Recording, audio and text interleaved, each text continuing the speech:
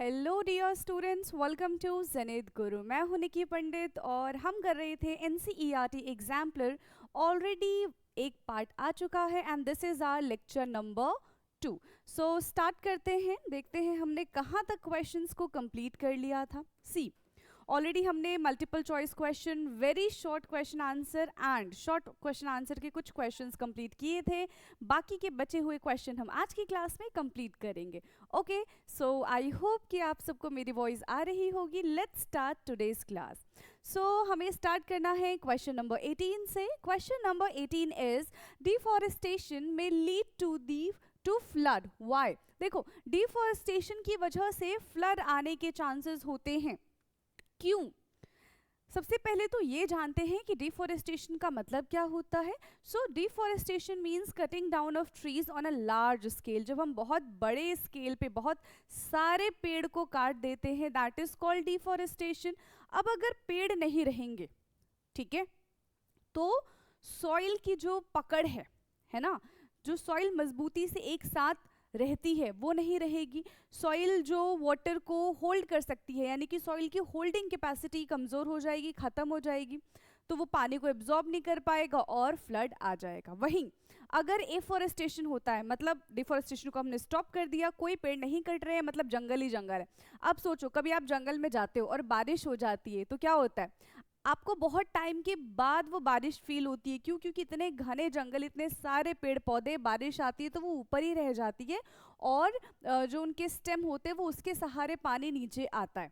ठीक है, तो वहाँ पे क्या होता है कि पानी जो है वो ग्राउंड पे बहुत देर बाद आता है, और आएगा भी तो पानी की जो सॉइल की होल्डिंग कैपेसिटी है वो भी हाई होगी, तो उसको एब्जॉर्ब कर लेंगे, जिससे फ्लड आने के चांसेस कम हो जाते हैं और इवन ख़त्म हो जाते हैं।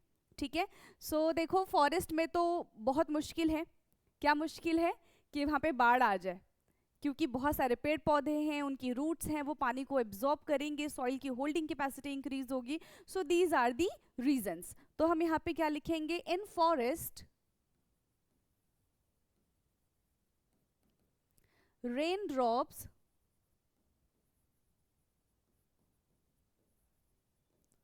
do not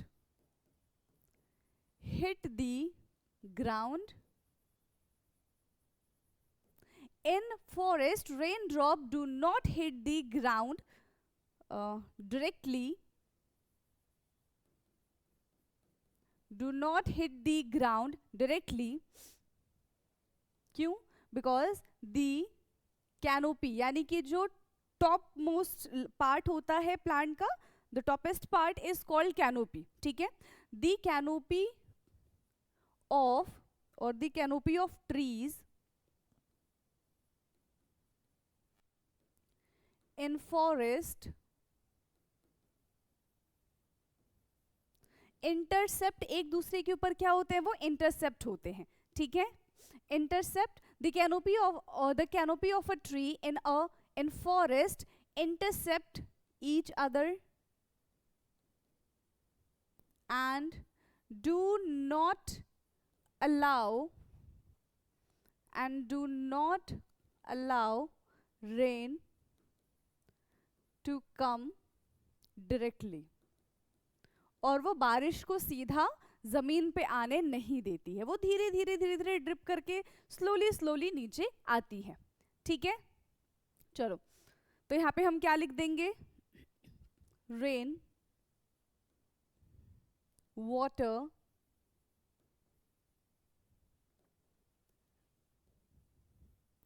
come through the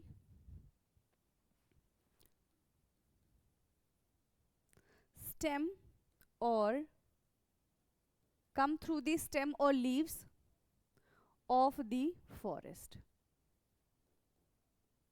ठीक है, वो पत्तों के सहारे, लीव्स के, ये स्टेम के सहारे धीरे धीरे नीचे आती है and this prevent flooding and this prevent flooding, और ये फ्लड को प्रिवेंट करता है, इससे फ्लड रुक जाता है। ठीक है, if deforestation happen, if deforestation happen यानी कि cutting down of cutting down of trees on a large scale, यानी कि देखो अगर डिफॉरेस्टेशन होता है मतलब cutting down of trees on a large scale, ठीक है, leads to flood, due to और leads to flood as the holding capacity of soil decrease, ठीक है, क्योंकि जो सॉइल की होल्डिंग कैपेसिटी होगी वो भी डिक्रीज हो जाएगी, सॉइल वाटर को होल्डिंग कर पाएगा तो अल्टीमेटली वहां पे फ्लड आ जाएगा, ठीक है। तो ये था हमारा question number 18, basically short question answer में से एक है, ठीक है। तो आप फटाफट से इसको नोट डाउन करेंगे, फिर हम चलेंगे नेक्स्ट क्वेश्चन की तरफ, दैट इज क्वेश्चन नंबर 19। क्या है भाई क्वेश्चन नंबर 19, फटाफट से रीड करेंगे। सो क्वेश्चन 19 कह रहा है कि name any 4 useful product other than wood which we get from the forest. तो वुड को छोड़ के बाकी और चीजें बता दो, 4 ही बता दो बस, कि हमें फॉरेस्ट से क्या चीजें अच्छी मिलती हैं, ठीक है। तो यूजफुल प्रोडक्ट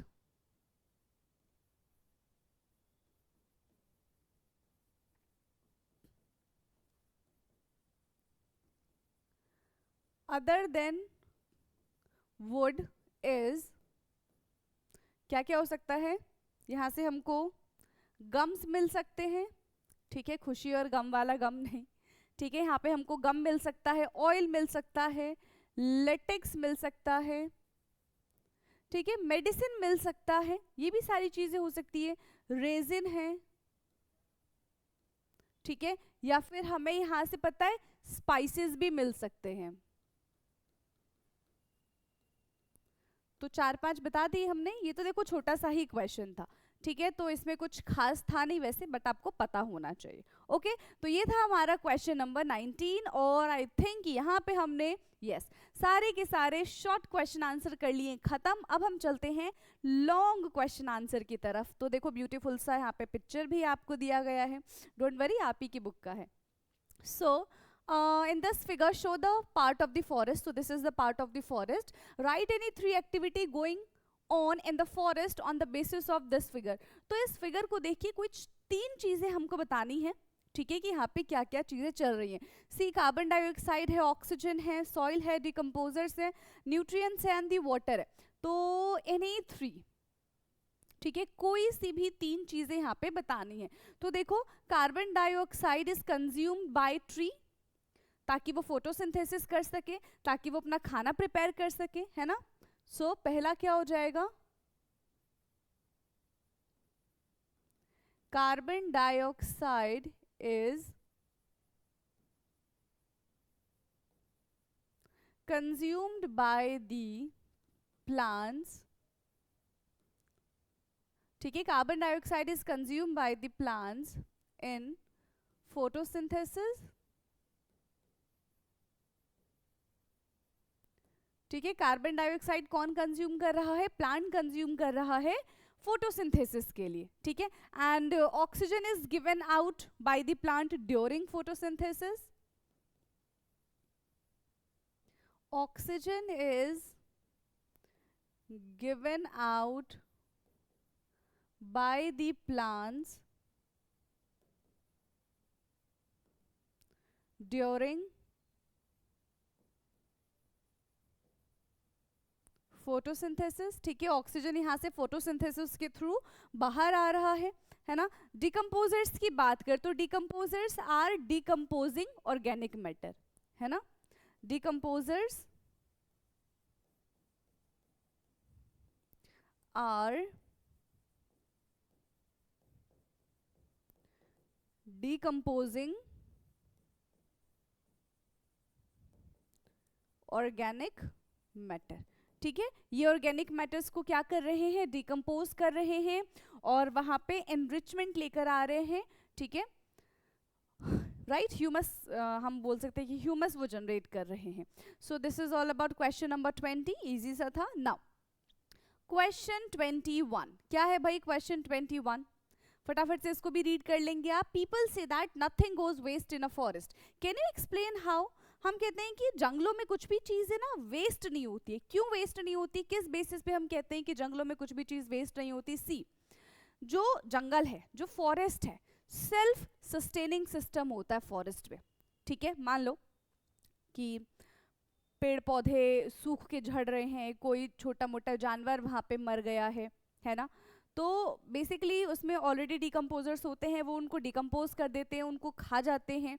ठीक है, और मिट्टी में मिला देते हैं, फिर उससे न्यूट्रिएंट्स जो है वो वापस से प्लांट्स को मिल जाता है, और ये सारी चीज़ें कंटिन्यूसली चलती रहती है। अगर डिकम्पोजर्स नहीं होंगे, अगर उन डेड प्लांट्स और डेड एनिमल्स को डिकम्पोज नहीं करेंगे, तो फिर वहाँ से बहुत गंदी स्मेल आ जाएगी।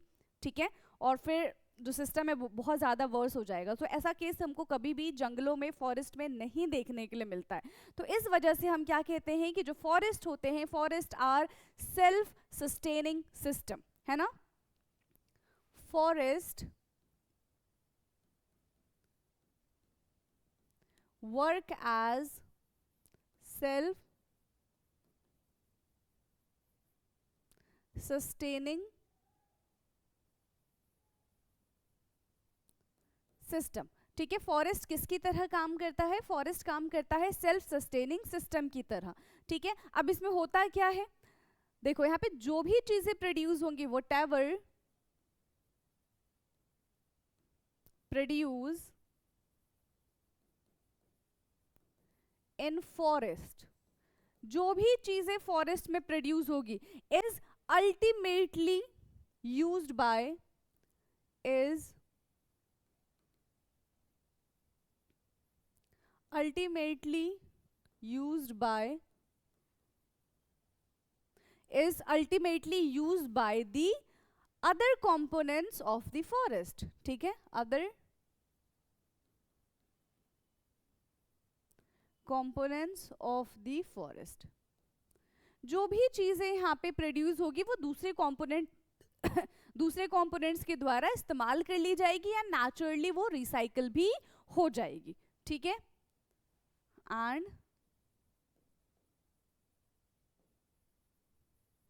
नेचुरली रिसाइकल भी हो जाएगी। क्लियर है? फॉर एग्जाम्पल देखो, हम बात करते हैं यहाँ पे एनिमल्स के बारे में। ऑल एनिमल्स, लाइक कौन कौन से टाइप के एनिमल्स होते हैं, चाहे हर्बीवोरस हो, ओमनीवोर्स हो, कार्निवोर्स हो, वो क्या करते हैं, जंगलों में भी एक दूसरे के ऊपर डिपेंड रहते हैं। छोटे जानवर जो है, बड़े जानवर जो है वो छोटे जानवर को खा जाते हैं, बड़े जानवरों को डिकम्पोजर्स खा जाते हैं जब उनकी डेथ हो जाती है। तो क्या कर रहे हैं, एक दूसरे के ऊपर इंटरडिपेंडेंट है। ठीक है, all animals like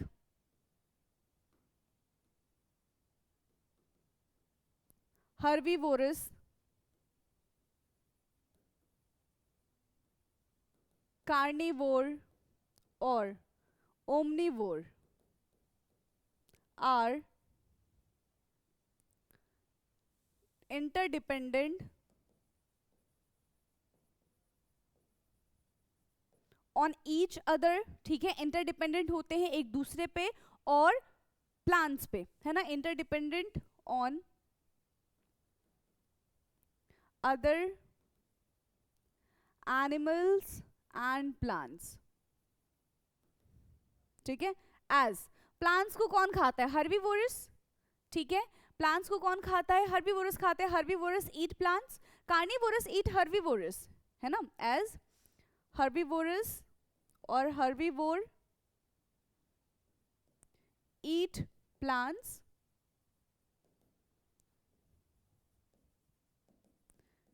carnivore eat animals,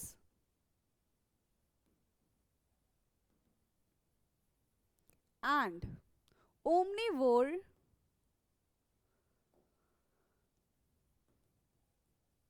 eat both plants and animals। ठीक है, ओमनीवोर्स जो होंगे वो प्लांट्स और एनिमल्स दोनों को कंज्यूम कर लेंगे, है ना। एंड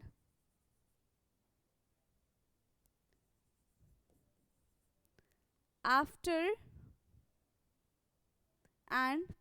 आफ्टर हम लिख सकते हैं, और नहीं आफ्टर नहीं लिखेंगे हम, पता है यहाँ पे क्या लिखेंगे, and dead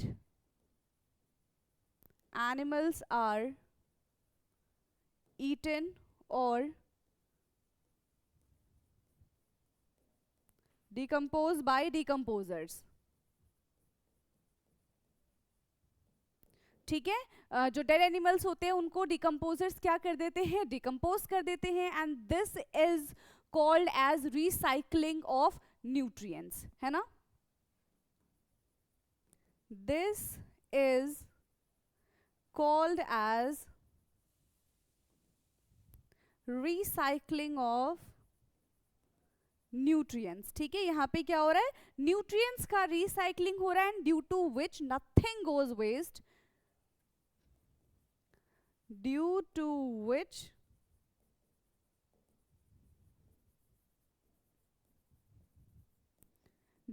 which nothing goes waste in a forest। इसलिए हम कहते हैं कि फॉरेस्ट में कुछ भी चीज वेस्ट नहीं होती है, सारी चीजें यूजफुल होती है। सो ये था हमारा क्वेश्चन नंबर 21। फटाफट से करेंगे इसको नोट डाउन, फिर हम चलेंगे नेक्स्ट क्वेश्चन की तरफ। चलिए, so question 22, give any 4 factors which are responsible for the destructions of the forest। तो 4 फैक्टर बताने हैं जो फॉरेस्ट के डिस्ट्रक्शन, जो फॉरेस्ट का डिस्ट्रक्शन करती है basically. Now what do you mean by the destruction? Destruction is the deforestation. ठीक है, deforestation is the destruction of forest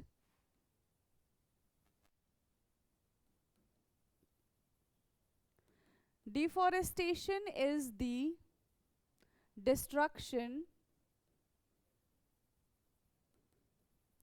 of forest।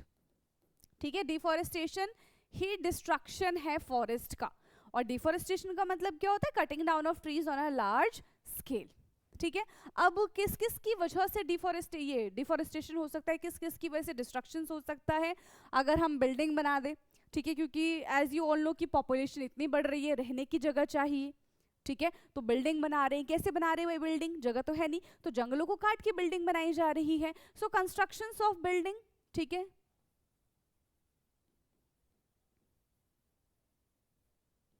Construction of building, फिर हम रोड भी बना रहे हैं, कंस्ट्रक्शन ऑफ रोड। ठीक है, बिल्डिंग बना रहे हैं हम, रोड बना रहे हैं हम, ठीक है, फैक्ट्रीज बना रहे हैं, इंडस्ट्रियल डेवलपमेंट हो रहा है।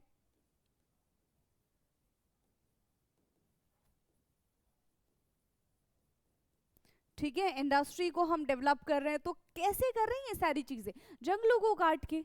ठीक है, हॉस्पिटल्स बना रहे हैं, ये सारी चीजें क्या है, एग्रीकल्चर कर रहे हैं, ये सब क्या है, डिस्ट्रक्शंस ऑफ फॉरेस्ट ही तो है, डिफॉरेस्टेशन ही तो है।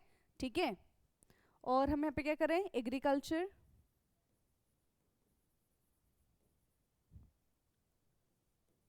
सो दीज आर दी 4 फैक्टर्स जिसकी वजह से डिफॉरेस्टेशन होता है। क्लियर है, समझ में आ गया? आगे बढ़ जाए अब हम क्वेश्चन नंबर 23। चलिए, question 23 is draw a figure showing 2 animals, 2 birds and few trees as a part of the forest. अभी क्या कह रहे हैं, ये तो भाई हमको ड्राइंग बनाने के लिए कह रहे हैं। ठीक है, जिसमें आपको क्या करना है, draw figure showing 2 animals, 2 birds and a few trees as a part of the forest. तो जो थोड़ी देर पहले मैंने आपको ये पिक्चर दिखाई थी ना, आप वो पिक्चर मेरे ख्याल से बना सकते हो।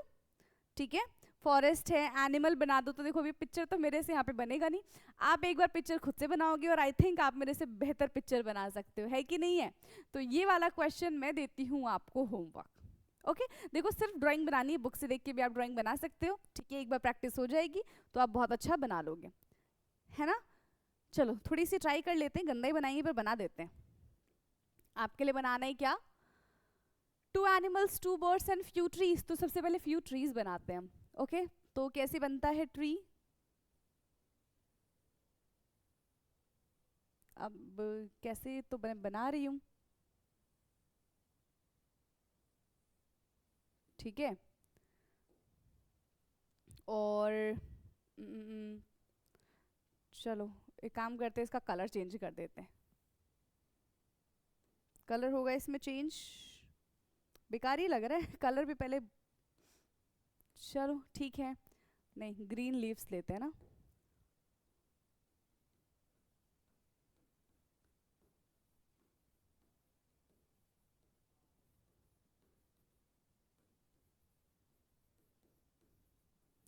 तो ये बन गया है हमारा, मैंने तो बहुत बेकार ही बनाया है, ये बन गया है हमारा ट्री। ठीक है, और बहुत सारी ट्रीज क्योंकि कहा गया है इसमें फ्यू ट्रीज के बारे में बात की गई है, तो हम बना देते हैं एक और ट्री। बट आप ऐसा कॉपी पे नहीं कर पाओगे, है कि नहीं है। और फिर बनाते हैं हम बर्ड्स। एनिमल्स हैं, बर्ड्स है, तो बर्ड्स हम कैसे बनाते थे बचपन में, ऐसे ही चिड़िया से उड़ा देते ये। तो ये मैंने बना दी है बहुत सारी बर्ड्स। और एनिमल्स के बारे में बात करें तो देखो, एनिमल के नाम पे मैं चूहा बना देती हूँ। ठीक है, आपको जो पसंद है, पसंद तो मेरे को नहीं है, बट मेरे को बनाना नहीं आता। ठीक है, तो यहाँ पे हम कैसे बनाते हैं, माउस, इसके दो छोटे छोटे से पैर हैं, और ये इसकी आंखें हो गई हैं। ये दो बोले थे, दोनों के दोनों चूहे बनाई, एक स्नेक बनाते हैं।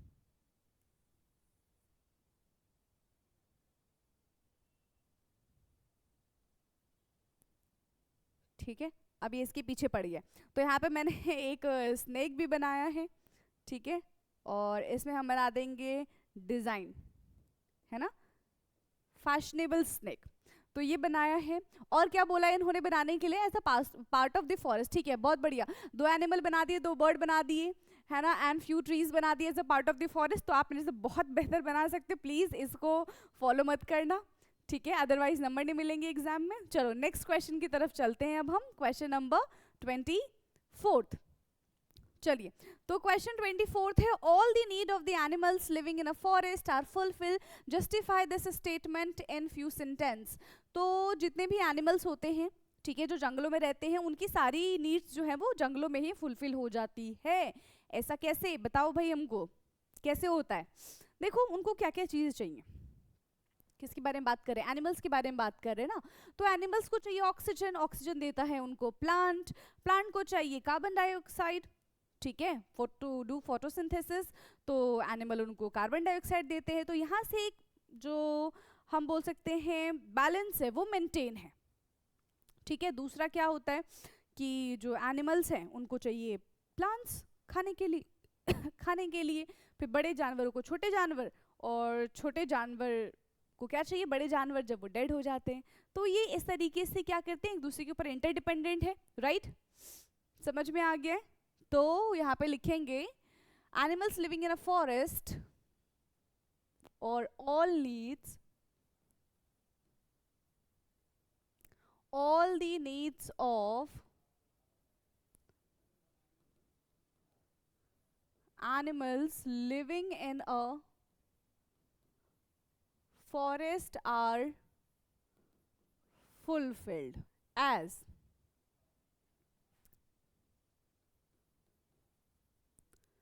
plants produce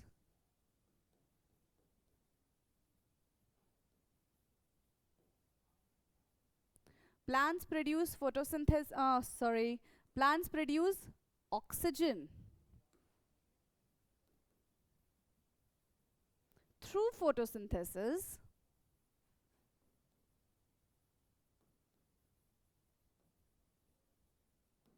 ठीक है, plant produce oxygen through photosynthesis is taken by animal and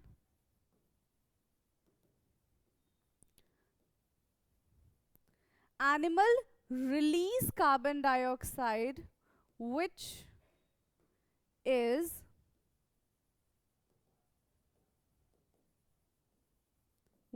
used by plants। ठीक है, जो एनिमल्स है वो कार्बन डाइऑक्साइड रिलीज करते हैं which is use by the plants. ठीक है, most of the animals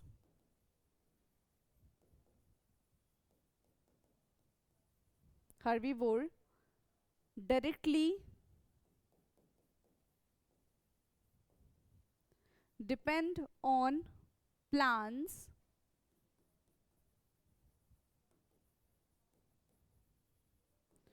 for their food and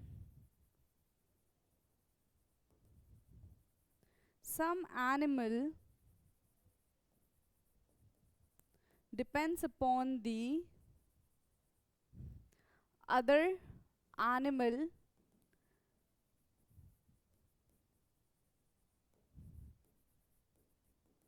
for their survival. ठीक है, एक एनिमल दूसरे एनिमल के ऊपर भी डिपेंड रहता है for their survival, and through this we can say कि जो एनिमल्स की सारी नीड है वो फुलफिल होती है इन अ फॉरेस्ट. ठीक है, क्लियर है इतना? चलिए अब आगे बढ़ जाएं. तो I think this is the last question of this chapter. So forest are our life line. Write 5 sentence on this topic. चलो, फॉरेस्ट हमारी लाइफ लाइन है. कैसे भाई फॉरेस्ट हमारी लाइफ लाइन कैसे है? फॉरेस्ट क्या करती है? देखो, प्लांट्स जो है फॉरेस्ट में वो एयर को प्यूरिफाई करती हैं. ठीक है, वो कार्बन डाइऑक्साइड को एब्जॉर्ब कर लेती है और ऑक्सीजन रिलीज करती है. So that's why forest are called life line ना, क्योंकि हमारी लाइफ लाइन तो ऑक्सीजन है, और हमें लाइफ लाइन कौन दे रहा है? हमें ऑक्सीजन कौन दे रहा है? वो प्लांट्स दे रहे हैं, वो फॉरेस्ट दे रहे हैं. सो डायरेक्टली और इनडायरेक्टली हम ये कह सकते हैं कि प्लांट्स भी लाइफ लाइन है हमारी. ठीक है, सो पहला पॉइंट क्या लिखेंगे? प्लांट्स ऑफ फॉरेस्ट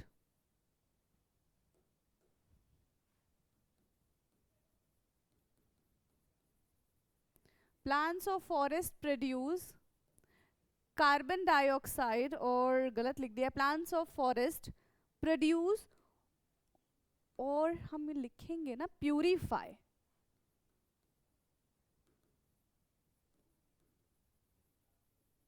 ऑक्सीजन, है ना. Plants of forest purify oxygen air by absorbing carbon dioxide. ठीक है, वो ऑक्सीजन को प्यूरिफाई करते हैं एंड कार्बन डाइऑक्साइड को क्या करते हैं? एब्जॉर्ब कर लेते हैं. And they maintain the balance between oxygen and carbon dioxide, and they maintain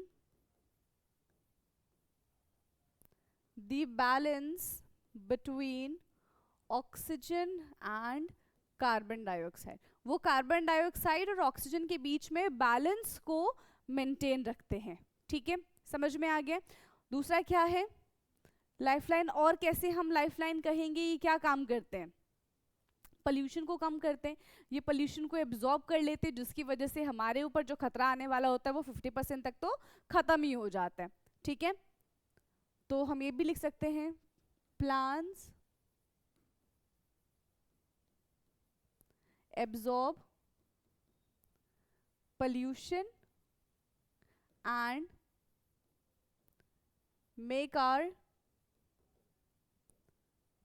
environment clean and green. दूसरी चीज है. तीसरी चीज इसमें क्या हो सकती है कि forest provide us various product, जैसे कि वुड है, गम है, लेटेक्स है, मेडिसिन है. फॉरेस्ट प्रोवाइड अस, ठीक है, क्या हो जाएगा? Forest provide us various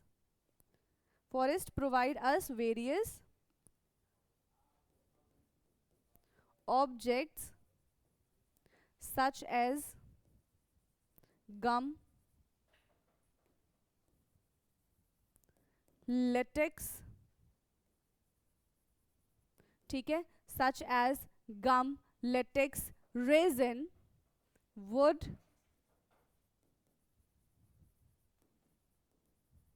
medicine etcetera. तो फॉरेस्ट से हमें यहाँ पे काफी सारी चीजें मिल रही है, और यहां से हम कह सकते हैं कि yes, forest are life line. Clear है? अब देखो, फॉरेस्ट तो हमारी लाइफ लाइन है ही, साथ ही साथ बहुत सारे एनिमल्स की भी लाइफ लाइन है. क्यों? क्योंकि forest are the home of millions of animals. वहीं पे रहते हैं, जंगल में ही रहते हैं, वो उनका घर है. राइट, चलिए, तो यहाँ पे हमने क्वेश्चन नंबर 25 को भी कर लिया है कंप्लीट, और इसी के साथ हमारा ये NCERT एग्जाम्पलर होता है खत्म. क्लियर है? तो ये चैप्टर हमारा हो गया है फिनिश। अब इसी तरीके से हम चलेंगे नेक्स्ट चैप्टर की तरफ, but in a next class. तब तक के लिए पढ़ते रहिए। Thank you so much.